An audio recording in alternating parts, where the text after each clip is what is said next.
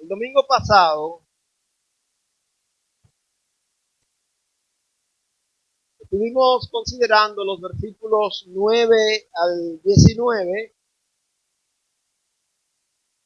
y estuvimos viendo en estos versículos el testimonio de Lázaro, el que había sido resucitado, y allí también vimos cómo el Señor Jesús se dirigió desde Betania hasta Jerusalén, cómo lo recibieron los habitantes de Jerusalén, cantando un cántico, el cántico de Hosanna, y cómo también el Señor llegó montado en un asnillo, y esto representaba a una profecía antiguo testamentaria que se cumplía en el Señor Jesucristo.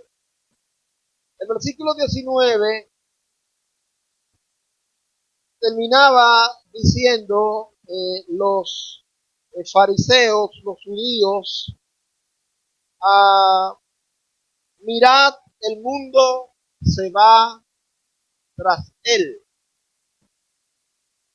Fue una manera hiperbólica de decir de cómo las multitudes iban tras Jesús. No era que el mundo se iba detrás de él, más bien era que mucha gente se iba detrás de él.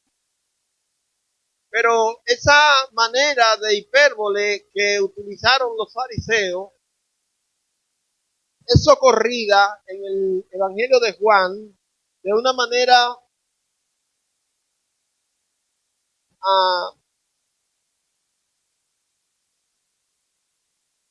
manera usual, y es que Juan ve al mundo no como la totalidad del mundo, sino como la variedad de razas y naciones que son atraídos por Jesucristo.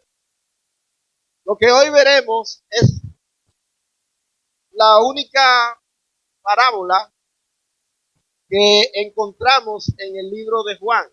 Los demás evangelios, ustedes saben que citan con frecuencia a las parábolas de Jesucristo, pero Juan, a diferencia de Mateo, Lucas y Marcos, no cita con frecuencia parábolas.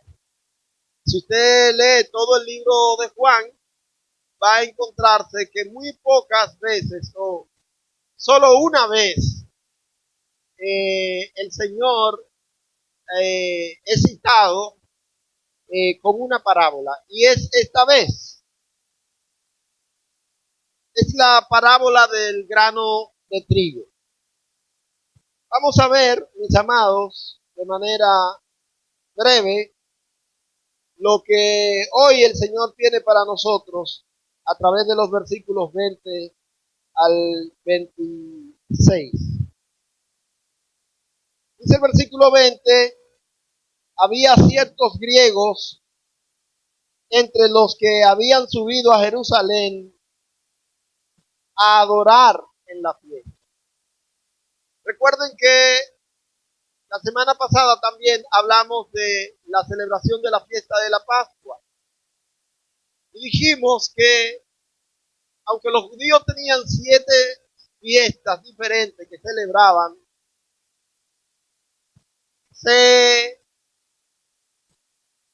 habían 3 de ellas que era obligatorio que todo varón mayor de 30 años debía subir a Jerusalén para celebrar.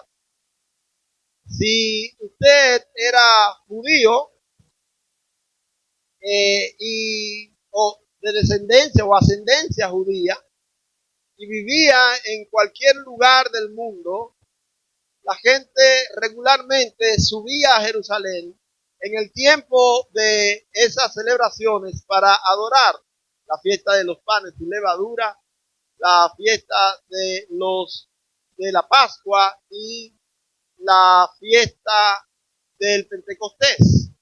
Por eso es que cuando nosotros leemos Hechos capítulo 2,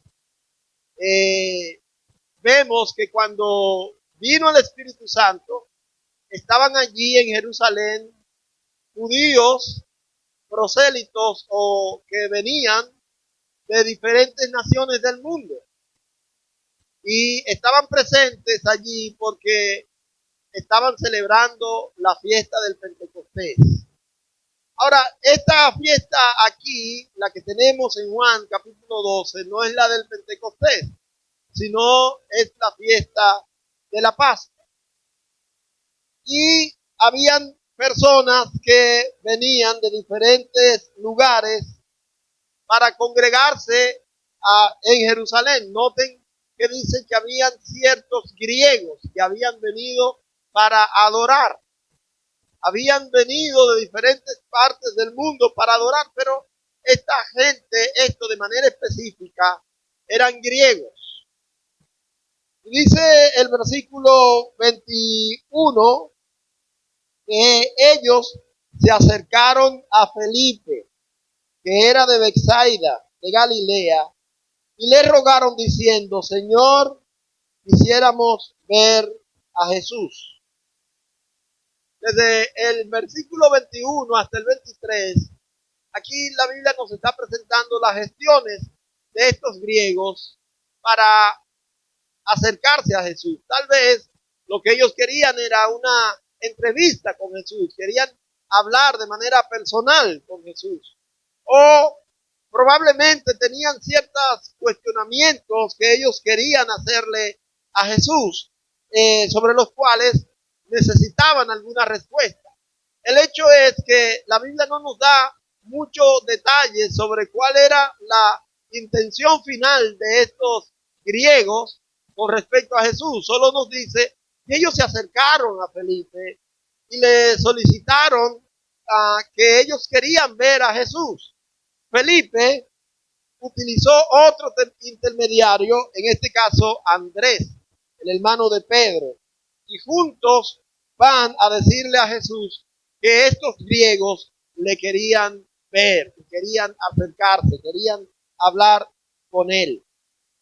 A partir de ahí, Jesús comienza un discurso que no nos permite saber con detalle qué pasó con los griegos, que si pudieron llegar o no pudieron llegar.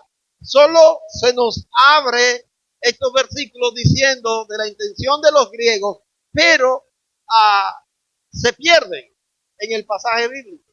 No nos da Juan detalles sobre si ellos llegaron a hablar con Jesús, porque Jesús comienza un discurso. En el versículo 23 dice la Biblia: Jesús le respondió diciendo: ha llegado la hora para que el Hijo del Hombre sea glorificado. Esta primera frase dicha por Jesús tiene una importancia capital a partir de este momento, porque hasta este tiempo Jesús solo ha dicho que su hora no había llegado. En 3 ocasiones Jesús dice que su hora no había llegado. En el capítulo 2, en ese contexto de la boda de Caná, cuando se le acerca a su madre, Jesús dice: mi hora no ha llegado. En el capítulo 7, Jesús en 2 ocasiones dice: mi hora no ha llegado. Pero ahora Jesús cambia el discurso y ahora dice: ha llegado la hora. ¿A qué se refiere Jesús cuando dice ha llegado la hora? Notemos que él acompaña esta frase diciendo que la hora ha llegado, pero ¿para qué? Para que el Hijo del Hombre sea glorificado. ¿Qué es ser glorificado en este contexto para Jesús? Porque cualquiera de nosotros pudiera pensar que Jesús dice: bueno, ahora ha llegado la hora para que reconozcan mi deidad, por ejemplo, para que reconozcan que yo soy, como Él ha venido diciendo, que Él es Dios, que Él es la vida, que Él es la resurrección, que Él es el pan de vida, que Él es el agua de vida. ¿La hora de qué? ¿Qué significa que el Hijo del Hombre sea glorificado? Si nosotros leemos bien este pasaje y en el libro de Juan nos damos cuenta que cuando Jesús se refiere a ser glorificado, está pensando en su muerte, en su sepultura, en su resurrección y su ascensión. En el capítulo 17, más adelante, Jesús tiene una oración y Él dice: Padre, glorifícame tú al lado tuyo con aquella gloria que yo tenía antes que el mundo fuese. Así que la hora ha llegado para que Jesús cumpla lo que Él vino a cumplir, lo que Él vino a hacer. Al introducir a los griegos, al presentar a los griegos, Jesús comienza diciendo que la hora había llegado. La hora ha llegado. Antes no había llegado la hora, antes no había llegado el tiempo, pero a partir de este momento, sí, la hora ha llegado. La hora de ser apresado, de ser juzgado, de ser crucificado.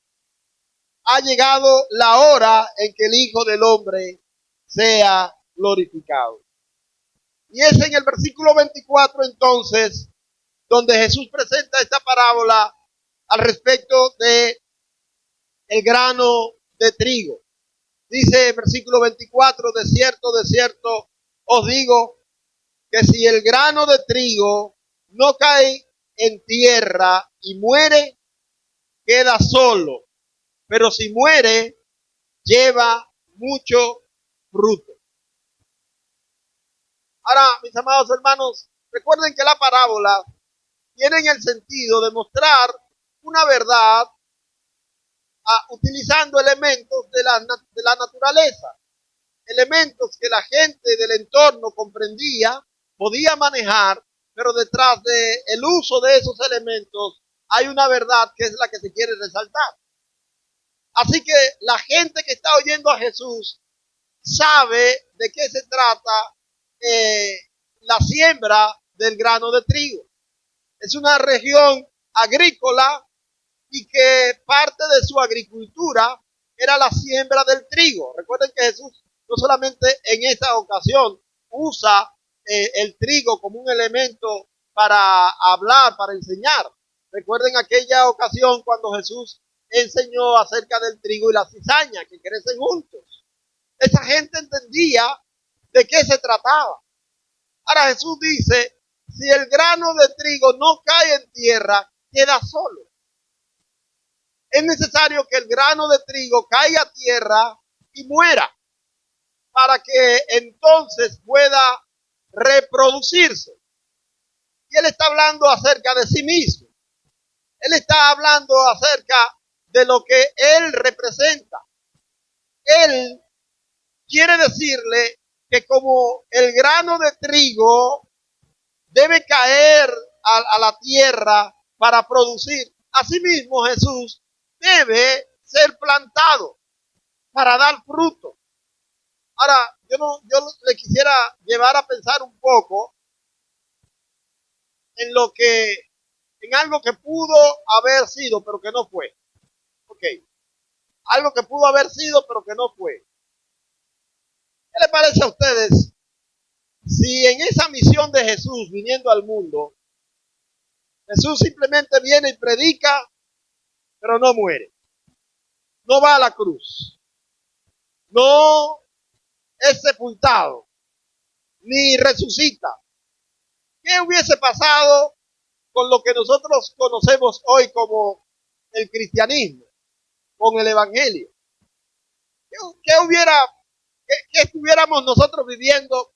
Recuerden que yo dije algo que pudo haber sido, pero que no fue, ¿verdad? Yo no sé si usted alguna vez ha podido hacer ese tipo de ejercicio, pensar de cosas del pasado que no se dieron de esa manera, pero que pudo haber sucedido así.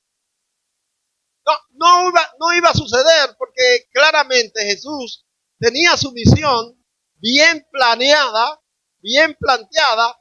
Como hemos dicho antes, Jesús no murió por accidente, ni fue que la gente mala de los judíos los mató. Dice la Biblia que Jesús puso su vida. Nadie se la quita, él mismo ha dicho, nadie se la quita. Él mismo la puso. El plan del Señor Jesucristo desde el principio fue venir a morir por nosotros. Pero la verdad es que, ¿qué hubiera sucedido si Jesús no hubiera muerto? ¿Qué habría sucedido? Tal vez, y es especulación simplemente, tal vez el evangelio que nosotros vivimos hoy, la multitud de personas que siguen a Cristo hoy, no estuvieran siguiéndolo. En pocos años había desaparecido el cristianismo.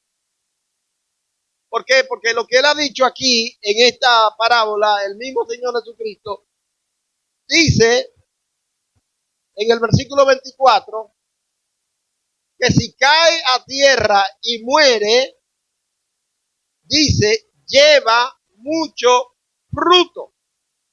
Si no cae a tierra, se queda solo.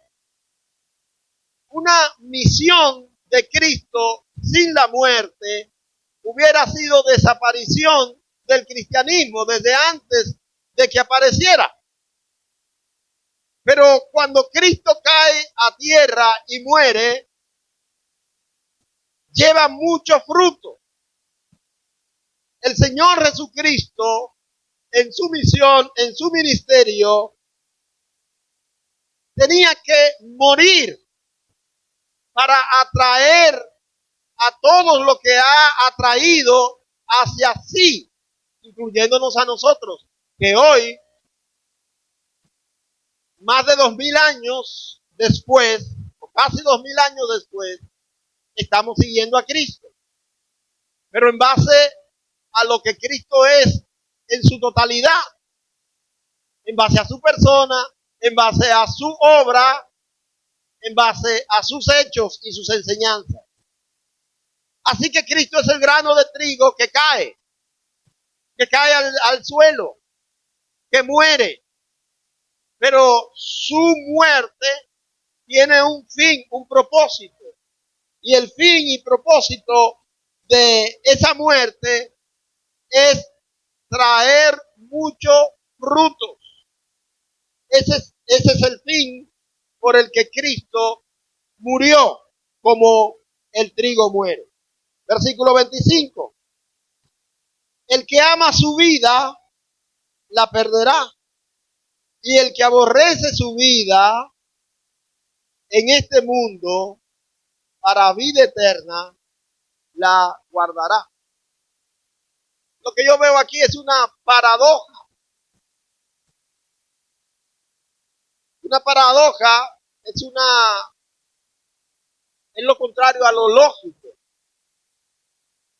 Es una idea contraria, pero que representa una verdad. Porque, ¿qué es lo lógico si amamos nuestra vida, si valoramos nuestra vida? Que la cuidemos. Que nos dediquemos al cuidado de nuestra vida, porque es valiosa. Pero Cristo aquí está planteando algo paradójico. Él dice, el que ama su vida, ¿qué va a pasar? La perderá. La perderá. Y dice además, y el que aborrece su vida en este mundo, para vida eterna, la guardará. Mis amados hermanos, eso está hablando acerca de el valor que tiene la vida para nosotros los cristianos. La vida para nosotros, debería ser así, tiene el sentido el valor que tiene, debería tener, es para dedicarla a Cristo. Eso debería ser el fin, el fin supremo de la vida del cristiano. Por eso el apóstol Pablo dijo que él estaba juntamente crucificado con Cristo y ya no vivía él, sino que Cristo vivía en él.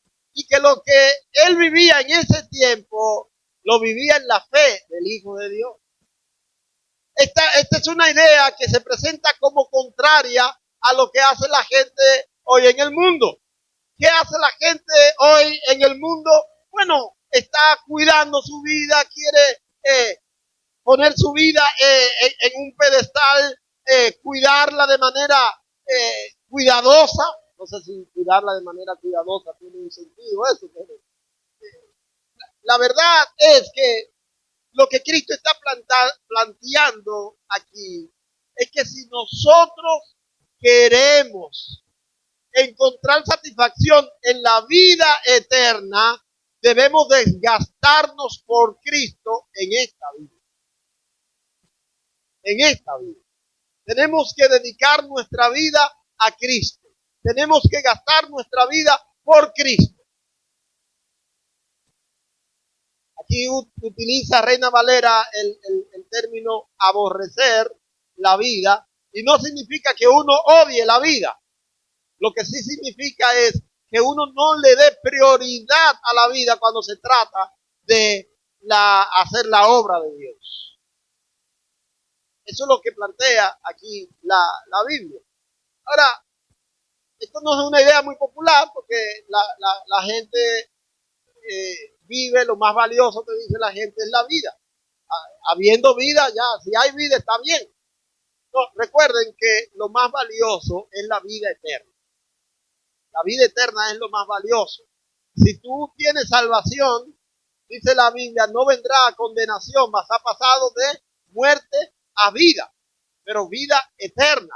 Esta vida mundana, como nosotros cantamos en el himno, creo que 174, esta vida mundana no tiene sentido si no tenemos a Cristo. Si no tenemos a Cristo, si no estamos pensando en el más allá, en qué vamos a hacer cuando este mundo termine, esta vida no tiene ningún sentido. Es más, esta vida es temporal. Algunos viven 80, 90, 100, lo muy poco, ¿verdad? Otros 70, 60. Pero esta vida es temporal. Si fuera simplemente esta vida lo que nosotros vivimos en ella, entonces es una calamidad. Jesucristo nos invita a pensar en lo valioso que es la vida, poniéndola al servicio de la obra de Dios. Y el versículo 25, el que ama su vida en este mundo, la perderá. La perderá. Y no hay que decir mucho, mis amados. Nosotros vemos cada día cómo la gente está perdiendo la vida. No todo el que muere perdió su vida, pero hay muchos que han muerto, que han perdido la vida. Ya no hay esperanza para ellos, ya no hay más seguridad para ellos, no hay nada. Ya murieron, ya se perdieron. Lo único que les espera es despertar para ser condenados en el infierno. Y amaron su vida en este mundo. Y vivieron su vida en este mundo. Pero sencillamente la perdieron. La perdieron. Versículo 26. Si alguno me sirve, sígame. Y donde yo estuviere, allí también estará mi servidor. Si alguno me sirviere, mi Padre le honrará. Obviamente esto es el complemento de lo que antes ha dicho. Note cómo el Señor Jesucristo viene haciendo estas declaraciones. Primero, Él como el grano de trigo que muere. Note los versículos 24. Como grano de trigo, Él tenía que cumplir su misión muriendo para dar fruto. Luego en el versículo 25, Él traslada esa misma misión a los seguidores suyos, a los cristianos, que deben gastar su vida, invertir su vida en servir a Cristo, gastar su vida por Cristo, invertir su vida completa en Cristo. Y ahora noten que el versículo 26 dice, si alguno me está sirviendo, debe seguir. Y aquí seguir no es simplemente ir detrás de Cristo, como algunos creemos que seguir a Cristo es ir detrás. Bueno, no, seguirle es tener la misma mentalidad de Cristo, el mismo objetivo. ¿Y cuál es el objetivo que él ha planteado? Versículo 24. Él dijo, yo tengo como el grano de trigo morir para traer fruto. Ahora, si vamos a seguirle, tenemos que imitarle a él. Tenemos que entregar nuestra vida así como él entregó su vida por nosotros. Amado, esto no es una propuesta fácil, no es una propuesta tan simple. No, es una propuesta que yo sé que en nosotros mismos adquiere una resistencia tremenda, porque no es tan fácil decir que yo voy a morir por Cristo. Bueno, sí, podemos decirlo fácil, yo voy a morir por Cristo, pero vivir una vida muriendo para Cristo cada día, eso no está fácil. Eso no está fácil. Recuerden que Cristo dijo en el Evangelio de Lucas, si alguno quiere venir en pos de mí, ¿qué debe hacer? Negarse a sí mismo, tomar su cruz cada día y seguirlo. Negarse a sí mismo es renunciar a su ego, a su yo. Y tomar su cruz representa, cuando dice tomar la cruz, no es que es una carga pesada, como algunos piensan. Tomar la cruz en el contexto de Cristo significa muerte, morir. Y entonces estar en disposición de seguir a Cristo. Finalmente, el versículo 26, noten ustedes, mis amados, que Cristo habla entonces de una recompensa. Él ha dicho que si nosotros dedicamos nuestra vida por Cristo, versículo 25, la guardaremos nuestra vida. Ahora, en el versículo 26 dice, si alguno me sirviere, ¿qué va a pasar? Mi Padre le honrará. Mi Padre le honrará. Hay una promesa para nosotros si nosotros nos dedicamos a servir a Cristo. Si nosotros dedicamos nuestra vida por Cristo, hay promesas de parte de Dios para nosotros. Todo el que dedica su vida a Cristo, todo el que invierte su vida en servir a Cristo, tiene seguro de parte de Dios una recompensa. Y eso es lo que el Señor Jesucristo está diciendo. Noten que Él dice, y donde yo estuviere, allí estará también mi servidor. Nosotros sabemos que Cristo no se quedó en la tumba. Él resucitó. Si nosotros servimos a Cristo, si nosotros invertimos nuestra vida con Cristo, también hay promesa de resurrección para nosotros. Pero además también, donde Cristo está ahora, según la Biblia dice, y yo creo, está a la diestra del Padre. Dice la palabra de Dios que allí también estaremos nosotros. Ya veremos más adelante en Juan capítulo 14 que él dice, el Señor Jesucristo, dice No se turbe vuestro corazón, crean en Dios, crean también en mí. En la casa de mi Padre muchas moradas hay. Si así no fuera, yo lo hubiera dicho. Voy pues a preparar lugar para vosotros. Y si preparar el lugar, vendré otra vez y los tomaré a mí mismo para que donde yo estoy, vosotros también estén. Hay una esperanza para nosotros, pero mis amados hermanos, la esperanza está condicionada a que nosotros decidamos decididamente gastarnos por el Señor Jesucristo. Este es un tiempo donde la gente se cuida sobremanera. La gente está teniendo tanto cuidado de sí, sin importar lo que ha prometido hacer.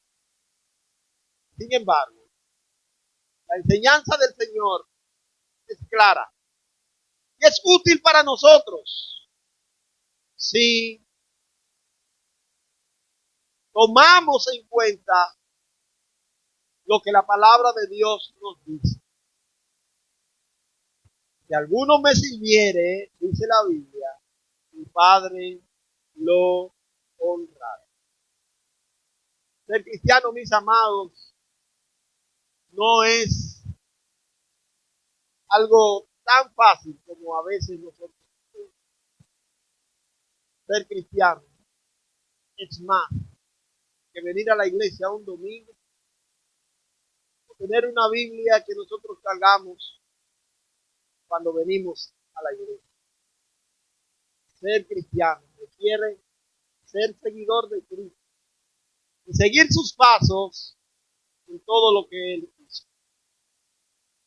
No nos gusta, bueno, está bien, no nos gusta, pero es la realidad que presenta la palabra. Si el grano de trigo no cae a tierra y muere, queda solo. Pero si cae a tierra y muere, lleva mucho fruto. El Señor nos ayude a actuar como Él. Vamos a cerrar los ojos y mirar el sol.